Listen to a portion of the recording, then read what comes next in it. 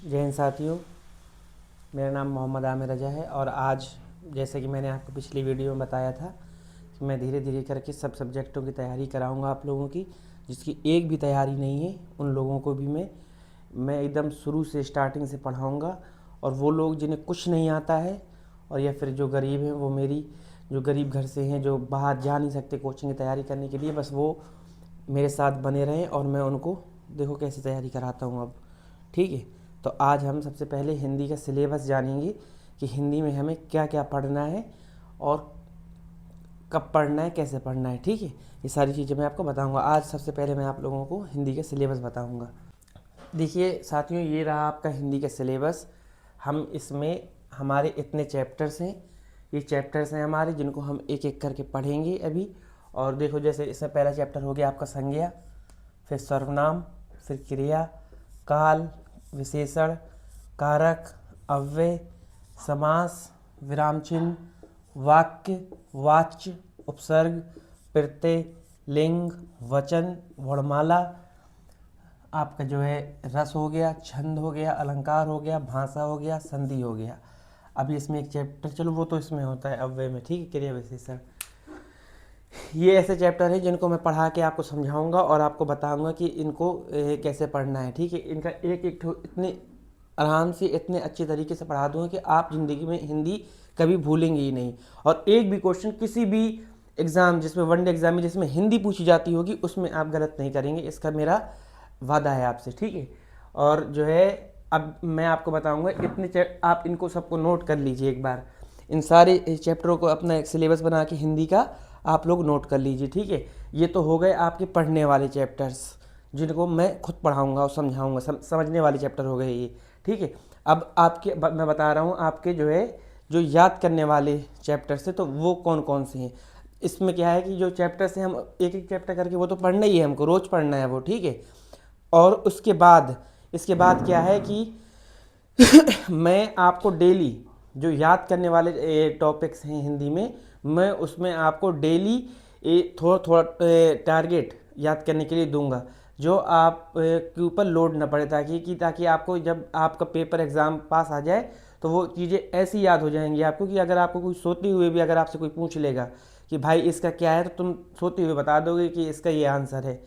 बस जितना मैं कहता जा रहा हूँ उतना आप लोग करते जाइए। मैं आपको आगे सिलेबस इसका बताता हूँ कि याद करने वाली चीज़ें इसमें कौन कौन सी हैं। ठीक है, आइए दोस्तों, अब हम जानते हैं कि याद करने वाले टॉपिक्स हमारे हिंदी में कौन कौन से हैं जिनको हमें रोज़ डेली याद करते हुए चलना है।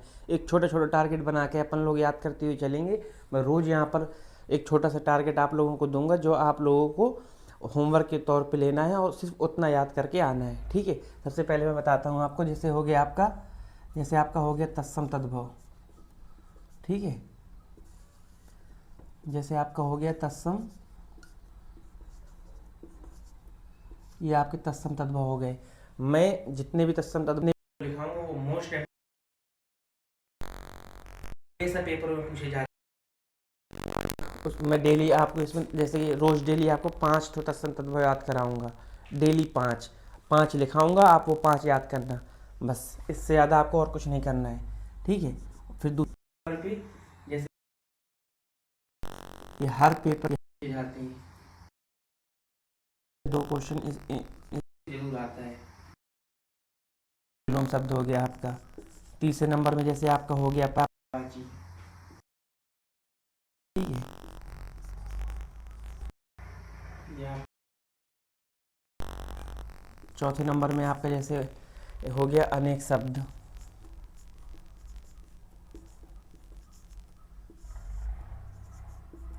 जैसे हो गया आपका अनेक शब्दों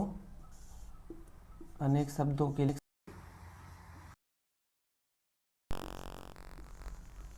अनेक शब्दों के लिए एक शब्द आता है ना पेपर में, ज़्यादातर हर पेपर में पूछे जाते हैं इनसे सवाल। ठीक है, अब उसके बाद में जैसे आपका हो गया शब्द युग्म आते हैं पेपर में। अब ये क्या है क्या नहीं है मैं सब कुछ बताऊंगा आपको, आप परेशान ना होइए। तत्सम तद्भव क्या है, विलोम शब्द क्या है, पर्यायवाची क्या है, अनेक शब्द क्या है, शब्द युग्म क्या है, मैं सब बताऊंगा और सब कुछ लिखाऊंगा। परेशान होने की ज़रूरत नहीं है। ठीक है, अभी आप ये मत सोचिए कि ये क्या है यार, ये तो हम जानते ही नहीं है। नहीं, मैं सब बताऊंगा ना, आप परेशान क्यों हो रहे हैं। ठीक है, ये हो गया आपका शब्द युग्म हो गया। उसके बाद में आपकी रचनाएं हो गई। रचनाएं आदमी को याद नहीं होती हैं, बहुत जल्दी याद नहीं होती हैं, लेकिन मैं आपको ऐसे याद करा दूँगा कि आप भूल ही नहीं पाएंगे कभी ज़िंदगी में अपनी। ठीक है, रचनाएं हो गए आपकी। पुरस्कार हो गए आपके, पुरस्कार हो गए। ठीक है, ये आपके पुरस्कार हो गए। तत्सम तद्भव, विलोम शब्द, पर्यायवाची, अनेक शब्द, शब्दयुग्म, रचनाएं, पुरस्कार। ये मान लीजिए कि लगभग ये 7 चैप्टर हैं। इनमें से लगभग अगर ना आते होंगे तो कम से कम बता रहा हूँ 10 क्वेश्चन आते हैं पेपर में, 10 से 12 क्वेश्चन। 10 से 12 क्वेश्चन सिर्फ इतने सो आएंगे। तो मैं क्या करूँगा, ज़्यादा नहीं, आपको रोज़ डेली खुद, ऐसा नहीं कि आपको कुछ करना है, मैं डेली ऐसे ऐसे ऐसे ये लाऊंगा, ऐसे आपको याद कराऊंगा डेली। जैसे कि तत्सम तद्भव है तो जैसे मैं डेली 5 तत्सम तद्भव लिखाऊंगा, डेली 5 विलोम शब्द लिखाऊंगा, डेली मैं कह रहा हूँ पर्यायवाची कठिन अगर होते हैं तो तुम 3 पर्यायवाची रोज कर लेना।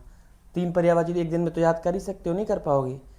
3 पर्यायवाची पूरे दिन में 24 घंटे में याद नहीं कर पाओगे, आराम से याद हो जाएंगे। ठीक है, और जैसे 5 ठो अनेक शब्द हो गए। ठीक है, 5 शब्द युग्म हो गए। 5 मैं कह रहा हूँ कि चलो आप सिर्फ, मैं आपको डेली एक रचनाकार की कुछ जो 4-5 ठो रचनाएं याद कराऊंगा। जैसे एक दिन मैंने महादेवी वर्मा की याद करा दी।